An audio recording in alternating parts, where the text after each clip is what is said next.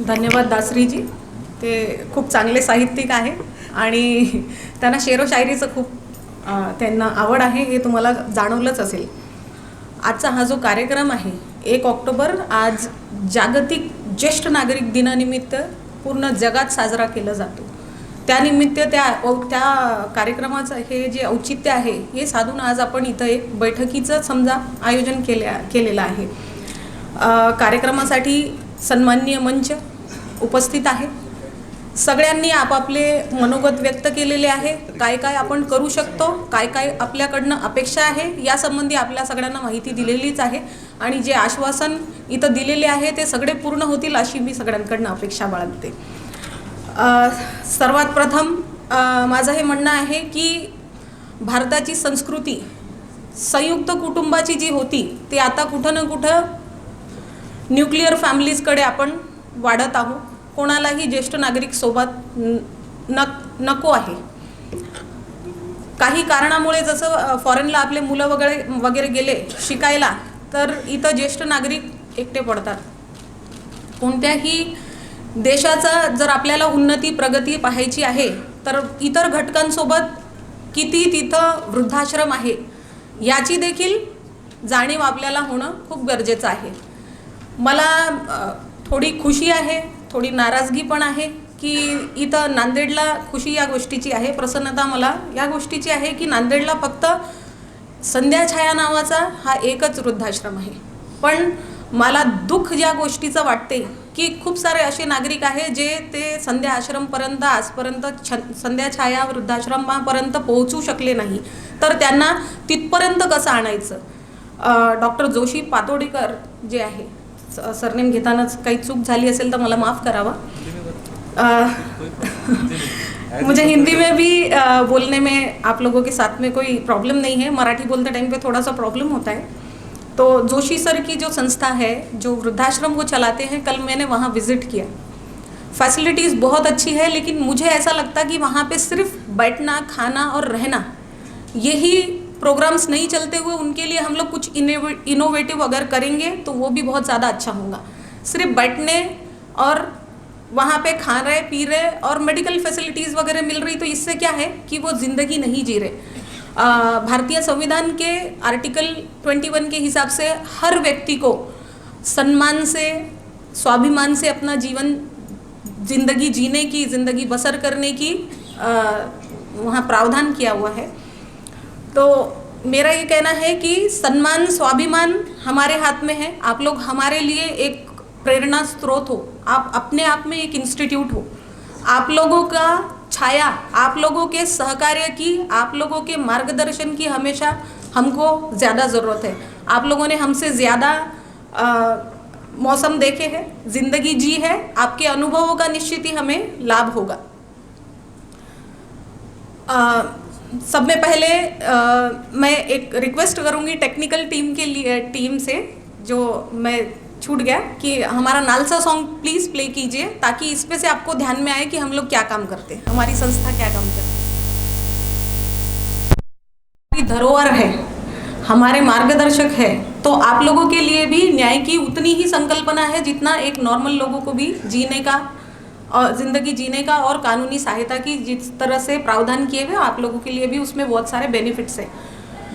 बहुत सारे बच्चे जो है आजकल अपने पेरेंट्स की तरफ ध्यान नहीं देते और उनका मतलब सिर्फ उनके पालन पोषण की तरफ दुर्लक्ष्य नहीं करते हुए वो लोग बाकी और जो उनको प्यार सम्मान की ज़रूरत है, भावनिक मानसिक पूरी तरह से उनका शोषण होता है परिवारों में. लेकिन मैंने ऐसा देखा है कि पेरेंट्स भी थोड़े रिलक्टेंट हैं. एक कहा जाता है कि पहले ज़माने में 8-8, 10-10 बच्चे होते थे तो अकेले माँ और बाप जो है वो पाल लेते थे. लेकिन आज जो हो गया है कि बच्चे अगर ज़्यादा भी है तो वो एक अपने माँ बाप को भी पाल नहीं सकते. तो समाज में एक आत्मचिंतन करने की, इंट्रोस्पेक्शन की बहुत ज़्यादा ज़रूरत है, ऐसा मुझे लगता है. हम लोगों ने जो वृद्ध लोग हैं उनको असेट करके ट्रीट करना है, जैसे अभी बोला गया है, लाइबिलिटी करके नहीं. आप लोगों को असेट इसीलिए ताकि आप लोग ये मत सोचिए कि एक बार हम रिटायर हो गए, हमारा काम खत्म हो गया, हमारे बच्चे सेट हो गए, उनकी शादियां हो गई, अब वो अपनी लाइफ में खुश है तो अब हमारे पास में कुछ करने के लिए नहीं है. आप लोग अपनी ज़िंदगी वहाँ से एक नई इनिंग की बिगिनिंग आप कर सकते. कि अब सब कुछ सेटल हो गया है, अब सामाजिक बांधिलकी के तौर पे जो मेरे ऊपर लाइबिलिटी है, तो मैं किस तक के पहुंच सकता, किसके लिए मैं क्या कर सकता। जो कमज़ोर है, दुर्बल है, न्यायपालिका तक नहीं पहुंच सकते, जिनके ऊपर अन्याय अत्याचार हो रहा है, ऐसे अगर लोग आपके अड़ोस पड़ोस में रहते हैं तो कम से कम आप उन लोगों को मार्गदर्शन कर सकते, हमारे ऑफिस तक उनको पहुंचा सकते। हमारे ऑफिस में, डिस्ट्रिक्ट कोर्ट में भी एक फ्रंट ऑफिस बनाया गया है। फ्रंट ऑफिस में 3 रिटेनर लॉयर्स हैं जिनके कॉन्टैक्ट नंबर वहीं पे दिए हुए हैं। ज्येष्ठ नागरिकों को ऊपर तक, मेरे ऑफिस तक आने के लिए फर्स्ट फ्लोर चढ़ना पड़ता, तो वहाँ तक उनको आने की परेशानी ना हो, ये उद्देश्य से फ्रंट ऑफिस की स्थापना ग्राउंड लेवल पर ही की गई है। तो मेरा ये कहना है कि अगर आप लोगों को कुछ प्रॉब्लम है, लीगल इश्यूज़ है, तो हमारे फ्रंट ऑफिस को ज़रूर विजिट कीजिए। जो भी आपकी समस्या है हम उसे छुड़ाने की पूरी कोशिश करेंगे।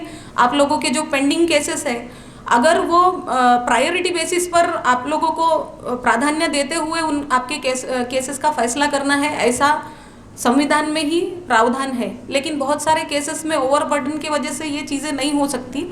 नागपुर जैसी जगह से, जहाँ से मैं अभी ट्रांसफ़र होकर आई हूँ, वहाँ पे सीनियर सिटीज़न के लिए एक स्पेशल कोर्ट ही बनाया गया है। सिद्दीकी सर ने पिछली बार जो हम लोगों ने फर्स्ट टाइम मीटिंग ली है, तो उसमें उन्होंने, मुझे ये जानकारी नहीं थी कि हमारे डिस्ट्रिक्ट कोर्ट में लिफ्ट के लिए जगह छोड़ी हुई है, लेकिन वहाँ अभी तक की लिफ्ट नहीं लगी है। तो अगर संबंधित सीनियर सिटीज़न को ऊपर फर्स्ट फ्लोर तक के पहुँचाना है, उसकी केस वहाँ तक है, तो वो वहाँ तक नहीं जा सकते। सीनियर सिटीज़न मोस्टली नीचे रुकते हैं और उनके वकील या उनके साथ में जो सीनियर सिटीज़न को अकम्पनी किए हुए जो लोग हैं वो कोर्ट तक के जाते हैं। तो 1 to 1 आपको ट्रांजैक्शन जजेस के साथ में या बात करने का जो है, इंटरेक्शन का मौका नहीं मिलता है। तो मैं उस लेवल पर भी कोशिश कर रही हूँ कि हम लोग वहाँ पे लिफ्ट की फैसिलिटी अवेलेबल हो जाए, और जो आप लोगों को ऊपर सीढ़ियाँ चढ़ने वगैरह के और उतरने के लिए परेशानी होती है, तो मैं सब में पहले वो काम करूँ, क्योंकि चैरिटी बिगिंस एट होम ऐसा बोला जाता है।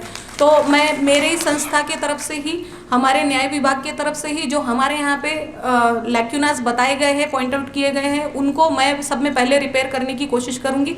उसके बाद में, जैसे अभी जोशी सर ने भी आप लोगों को बताया और तेरकर सर ने भी बोले कि हम लोग एक कंपाइलेशन बनाने वाले हैं, जिसमें मुझे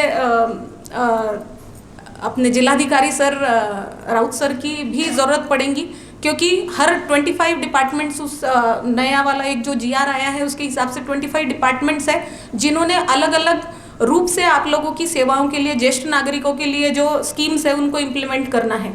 तो उन सबको एक जगह जमा करके उनके बारे में जो पूरे स्कीम्स है, कहाँ जाना, किसको अप्रोच करना, आज बहुत सारी स्कीम हम लोगों को पता ही नहीं है कि ऐसा कुछ सीनियर सिटीजन के लिए ये ऑफिस से हमको फैसिलिटी मिल सकती। वंचित रहने की वजह से, मालूमात की जानकारी के अभाव होने की वजह से हम लोग वो बेनिफिट्स, जो योजनाएं हमारे लिए बनाई गई है, उसका हम लोग उपभोग, उसका यूटिलाइजेशन नहीं कर सकते। तो इस वजह से हम लोग एक बुकलेट नई प्रिंट करवाएंगे, जिसमें ज्येष्ठ नागरिकों के लिए जितनी भी सेवाएं, सुविधाएं, योजनाएं हैं, कहाँ जाना है, किसको अप्लीकेशन करना है और उसमें आपको क्या क्या बेनिफिट्स मिलते हैं, तो ये ब्रीफ में एक कंपाइलेशन बनाने की मेरी मतलब खुद की एक कोशिश रहेगी, और वो जल्दी से ही हम लोग फ्री ऑफ कॉस्ट आप लोगों तक पहुंचाएंगे, ऐसी मैं आशा व्यक्त करती हूँ। और आप लोगों को उसके बारे में आप लोगों को मैं आश्वासित करती हूँ कि ये काम मैं बहुत ही जल्दी कंप्लीट कर लूँगी।